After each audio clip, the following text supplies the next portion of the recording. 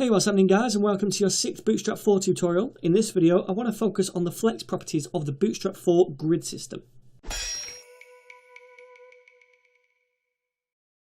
Alright then, so in the last tutorial we made all these different rows right here, and within those rows we had various elements, and we used Bootstrap grid classes to say what width we want those elements to be, how many columns we want each one to take up.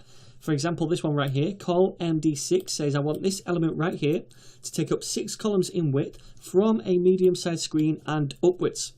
So we can do this, but we can also make use of Bootstrap's flex properties as well. So imagine I wanted these two elements to be equal widths, but I don't want to specify how many columns. Okay, well I can do that by just removing this thing right here. And I tell you what, let's just get rid of these two rows so we can just focus on this.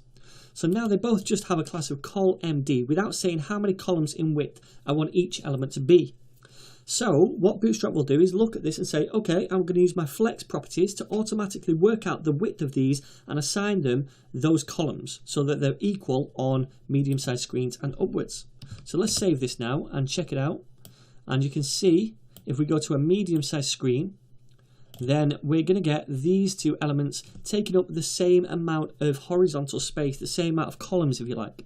Now they are going to be 6 columns each, but we've not had to specify that. Bootstrap has already worked it all out for us.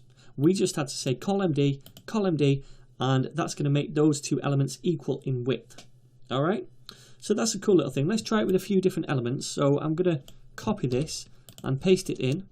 And this time, let's get rid of this text. We'll just say col MD, and I tell you what, because I'm so lazy, I'm going to delete those, copy these again and paste them in right there. Okay, so if we take a look at this now, it's automatically worked out the width of those 4 elements to make them equal on bigger size screens. So a minute ago, these were 6 columns in width when there were only 2 of them, but now they're 3 columns in width each, because 3 times 4 is 12, so it's automatically worked it out for us. And then on smaller screens, they still stack, because we've said we want this to be from medium-sized screens upwards. Pretty cool, right? So what if we want to determine the width of one of these, but let Bootstrap work out the width of the others? So let me show you a quick example. Let's take away one of these elements, and let's say we want the middle one right here to be 6 columns in width. We want that to be for definite.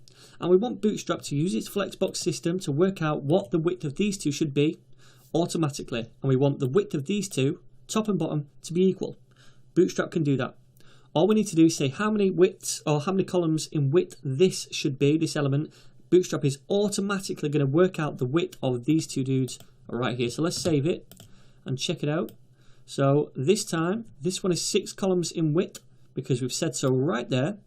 And Bootstrap has automatically made these two equal right here. So that is really cool. And we can do the same if we want to make this, I don't know, 8 columns in width. It's going to do the same thing. That is really cool. So that's some of the benefits of the new Flex grid system.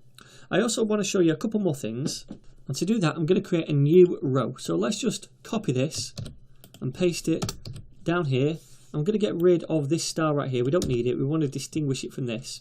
And this time around, what I want to do is say, okay, col MD -2, col MD -2, and col MD -2. And I'm just going to add those on there so we can see them. We know what they are, -2, -2, and -2. So now all of these take up 2 columns in width, right? And if I save this, and not select all, save, and view it in a browser, now we can see each one of those takes up 2 columns in width. Now that only adds up to 6 columns, which is why they're only taking up half of the horizontal space. That's fine, we can do that in Bootstrap, okay? That's not what I wanted to show you. What I wanted to show you is how we can align these elements to either the left or the right. So say for example, I want these 3 items to be aligned over here to the right. Well, I can do that. And I do it by adding a class here to the row. So I can say justify content, and that tells Bootstrap, look, I want to justify these elements within this row in some direction. From what screen size? Well, it's going to be from medium-sized screens upwards, and it's going to be in the center. So if I save that now, check it out in a browser, now we see they align in the center. Pretty cool, right? So one other thing I want to show you is the ordering of these elements. So let's just put 1 here, because we know that's the first element, 2 here, we know that's the second element, and 3 here. Save that, and we can see that 1, 2, 3. Okay.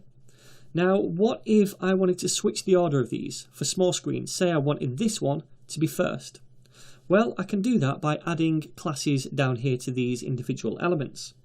So I can say, for example, down here, I'll say flex first, and what that is going to do is make this the first element, okay?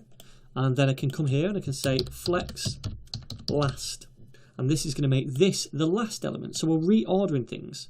So 1 should be last and 2 should be first. 3 should be then in the middle. So let's save this, and we can see now 2 is first, 3 is in the middle, and 1 is last. Pretty cool, right? So there's some of the features we can use with the new Flexbox grid system in Bootstrap 4. What I'm going to do is leave the link to the documentation for the Flex Grid down below, so you can go ahead and check it out, because there's quite a lot more. This is just kind of like an introduction to the new features.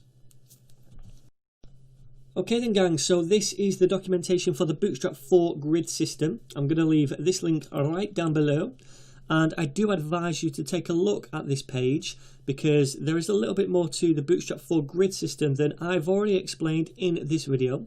It's got a nice table of contents so we know where everything is. So for example, if I click flex order, it's going to give us a little example of how to use it. We've just taken a look at this in the code. So yeah, I definitely would advise you to have a read through this page and check out the different options that it provides us with. As a side note, we can also use Bootstrap 4's Flexbox utilities on other elements in our document as well. It's not just restricted to the grid system. We can use it on the nav bars, for example.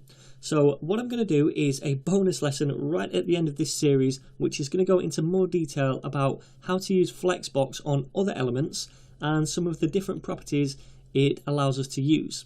So stay tuned for that one.